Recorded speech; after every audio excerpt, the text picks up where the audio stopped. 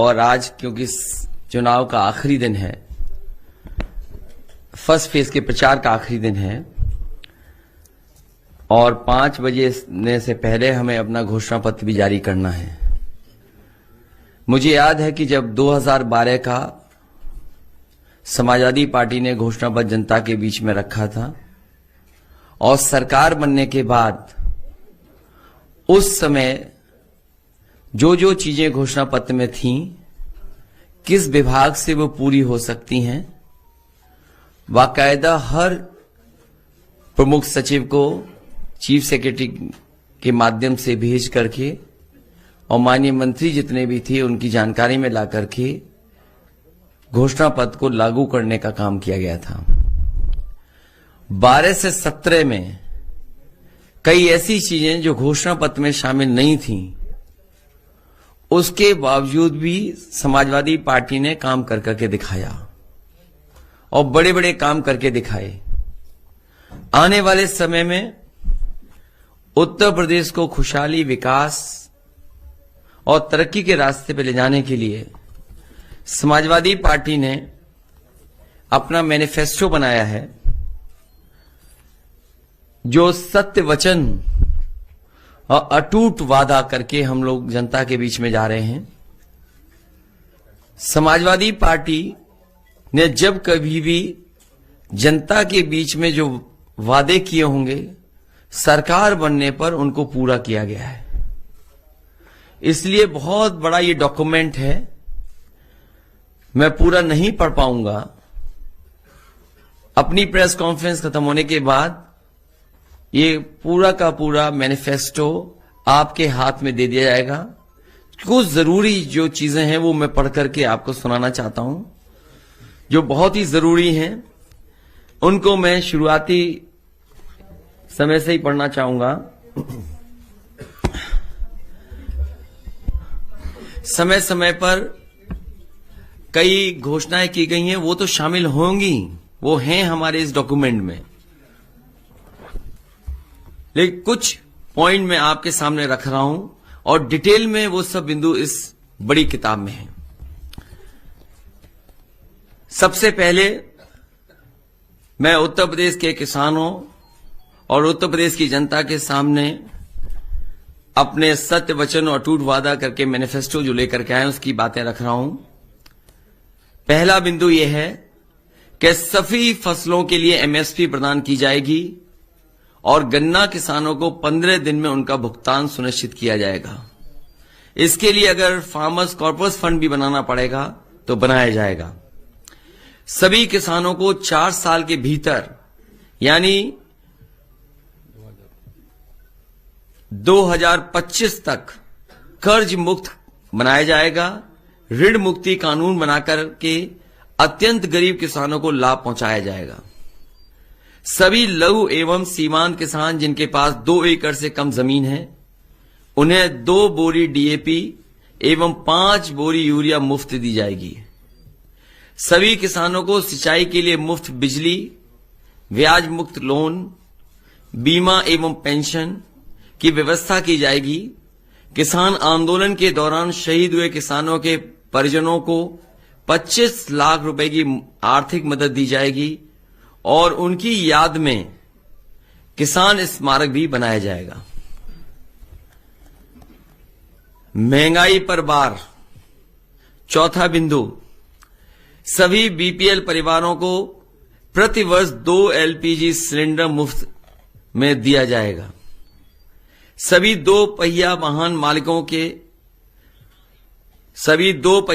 मालिकों को प्रति माह 1 लीटर पेट्रोल एवं ऑटो रिक्शा चालकों को प्रति माह 3 लीटर पेट्रोल एवं 6 किलो सीएनजी मुफ्त प्रदान की जाएगी। Urban employment guarantee act MNREGA की तर्ज पर बनाया जाएगा। समाजवादी पार्टी सरकार आईटी सेक्टर की समीक्षा कर उसे पुनर्जीवित और प्रोत्साहित करने ताकि सेक्टर विकास के इंजन के रूप में कार्य कर 22 लाख लोगों को रोजगार दे सके। महिलाओं को सरकारी नौकरियों में 33% आरक्षण पुलिस समेत सभी सरकारी नौकरियों में प्रदान किया जाएगा। इस व्यवस्था के अंतर्गत सभी वर्गों सामान्य, ईडब्ल्यूएस, एससी एवं एसटी की महिलाओं को शामिल होंगी। वुमेन पावर लाइन 1090 को दोबारा मजबूत किया जाएगा। 1090 के अंतर्गत ईमेल, व्हाट्सएप के जरिए एफआईआर की व्यवस्था की जाएगी। 1090 ऐप में क्राइम ट्रैकिंग, रेजोल्यूशन एवं इन्वेस्टिगेशन की व्यवस्था की जाएगी। लड़कियों की शिक्षा को केजी से लेकर के पीजी तक मुफ्त किया जाएगा। कन्या विद्याधन योजना को दोबारा शुरू किया जाएगा। इसके अंतर्गत 12वीं पास करने के उपरांत लड़कियों को 36,000 की एक मुश्त राशि दी जाएगी। 10वां पॉइंट, समाजवादी पेंशन योजना को पुनः शुरू किया जाएगा। इसके अंतर्गत वृद्धों, जरूरतमंद महिलाओं एवं बीपीएल परिवारों को प्रतिवर्ष 18,000 रुपए पेंशन दिया जाएगा। इस योजना का लाभ 1 करोड़ गरीब परिवारों तक पहुंचेगा। 11वां पॉइंट, समाजवादी कैंटीन एवं किराना स्टोर स्थापित किए जाएंगे, जहां गरीब, श्रमिकों, राजगिरों, बेघरों को सब्सिडी दर पर राशन एवं अन्य जरूरी वस्तुएं मिल सकेंगी। इन कैंटीनों में 10 रुपए में समाजवादी थाली की व्यवस्था की जाएगी। इस योजना का लक्ष्य राज्य से भूख की समस्या को मिटाना है। 12वां पॉइंट, डायल 1890 मजदूर पावर लाइन की स्थापना की जाएगी। यह राज्य के भीतर एवं बाहर कार्यरत प्रवासी श्रमिकों, मजदूरों की समस्याओं का निदान करेगी। 13वां पॉइंट, कारीगरों एवं श्रमिक पेंशन 18,000 रुपए सालाना की दर से बुनकरों, जरदोजी, कारीगर, बढ़ई, कुम्हार, नाविक, मोची, दर्जी एवं अन्य असंगठित क्षेत्र के श्रमिकों की मदद की जाएगी। कानून व्यवस्था 14वां पॉइंट, हालांकि यहां तो एक ही लाइन में पढ़ रहा हूं, लेकिन जब दूसरे डॉक्यूमेंट में बहुत डिटेल में चीजें हैं कि क्या क्या समाजवादी सरकार बनने पर किया जाएगा। सीसीटीवी कैमरा एवं ड्रोन सर्वेलेंस की व्यवस्था 1 साल के भीतर सभी गांवों एवं कस्बों में की जाएगी। ऑटोमेटिक रिस्पांस के लिए इन्हें डायल 100 जो 112 से लिंक किया जाएगा। यूपी डायल 100 जो 112 है, जिसे मौजूदा सरकार ने बर्बाद कर दिया है, कबाड़ा कर दिया है, को दोबारा तकनीक से जोड़ करके सशक्त किया जाएगा, ताकि रिस्पांस टाइम 15 मिनट के भीतर पूरे प्रदेश में हो सके, और कोशिश होगी कि 15 मिनट से भी कम हो जाए। समाजवादी पार्टी की सरकार सभी थानों में तहसीलों को भ्रष्टाचार मुक्त करेगी। समाजवादी पार्टी की सरकार महिलाओं, अल्पसंख्यकों एवं दलितों के प्रति संगठित हेट क्राइम के प्रति जीरो टॉलरेंस की नीति का पालन करेगी। शिक्षा 15वां पॉइंट, प्राथमिक शिक्षा को गुणवत्तापूर्ण बनाया जाएगा। हर जिलों में मॉडल स्कूल बनाए जाएंगे एवं विश्वविद्यालयों की सीटों को दोगुना किया जाएगा।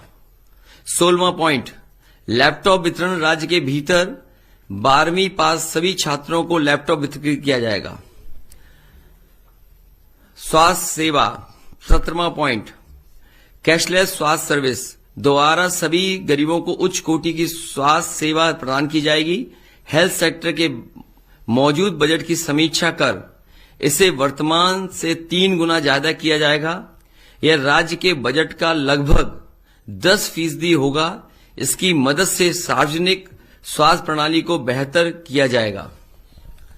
18वां पॉइंट, एमएसएमई के लिए स्टेट माइक्रो फाइनेंस बैंक की स्थापना की जाएगी, ताकि लघु उद्यमियों, कलाकारों व शिल्पकारों को आसान एवं बिना गारंटी के लोन दिया जा सके। सेंट्रल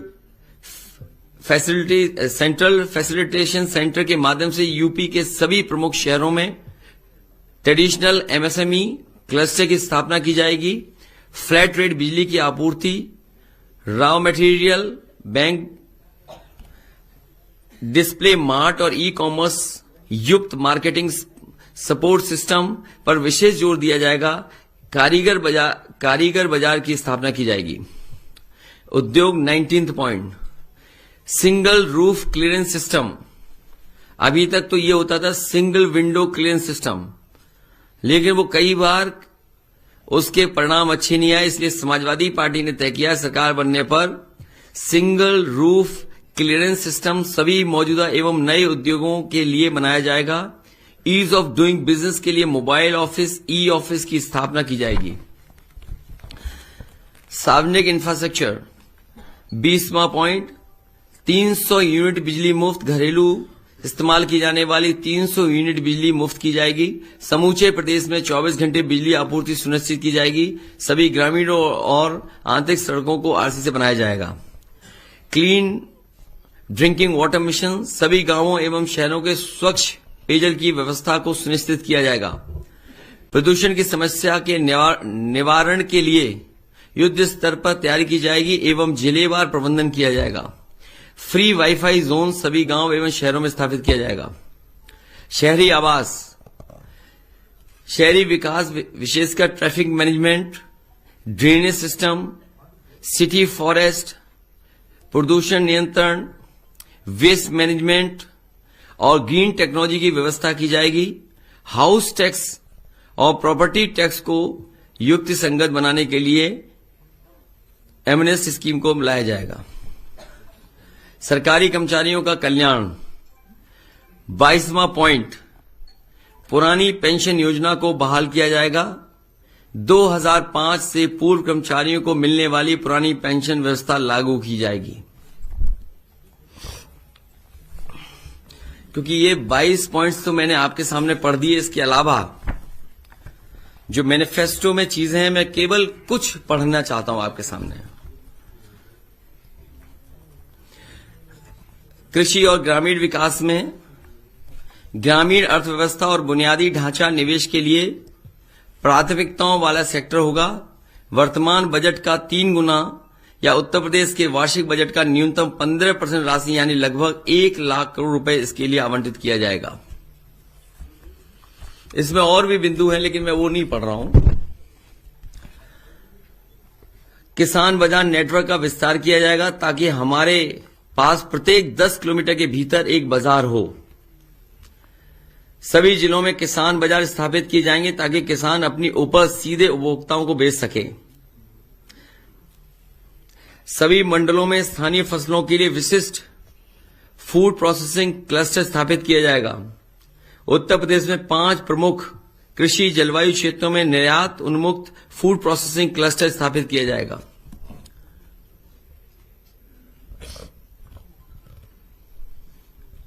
स्मार्ट विलेज क्लस्टर पूरे राज्य में स्थापित किए जाएंगे, जो smart village cluster development authority के माध्यम से क्रियान्वित किए जाएंगे। इरिगेशन, फुटप्रिंट ट्यूबवेल और नहर नेटवर्क के जरिए पूरे राज्य में सिंचाई सुविधा को 100% विस्तार किया जाएगा। कामधेनु योजना जो पिछली सरकार में शुरू हुई थी, इस सरकार में कामधेनु योजना को ठप कर दिया गया, बंद करा दी गई। इसलिए समाजवादी सरकार बनने के बाद कामधेनु योजना पशुपालन के लिए दोबारा शुरू की जाएगी।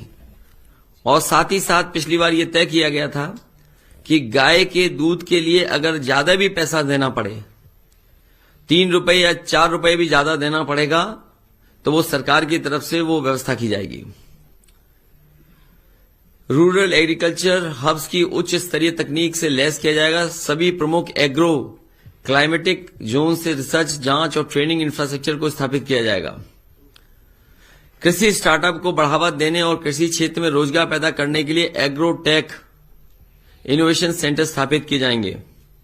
किसान आय और कल्याण आयोग किसानों की आय में सुधार और सर्वेक्षण के लिए वार्षिक आधार पर अपनी सिफारिश देगा। यह आयोग गरीबी रेखा से नीचे जीवन यापन करने वाले किसानों के लिए लिविंग वेज स्कीम को विकसित करेगा। ग्राम न्यायालय अधिनियम को क्रियान्वित कर भूमि विवाद संबंधी मामलों को शीघ्र निस्तारित किया जाएगा। महिला लाभार्थियों के मामलों में परिवारजनों, रक्त संबंधियों के लिए कृषि भूमि के हस्तांतरण के लिए स्टाम्प शुल्क को घटाकर 2% किया जाएगा। स्मार्ट किसान सहायक योजना शुरू की जाएगी, जिसके अंतर्गत 5 लाख ग्रामीण युवाओं को कृषि विस्तार सेवा प्रदाताओं प्रशिक्षित और नियोजित किया जाएगा ताकि राज्य में सस्टेनेबल और पर्यावरण के अनुकूल कृषि पद्धतियों को विकास हो सके।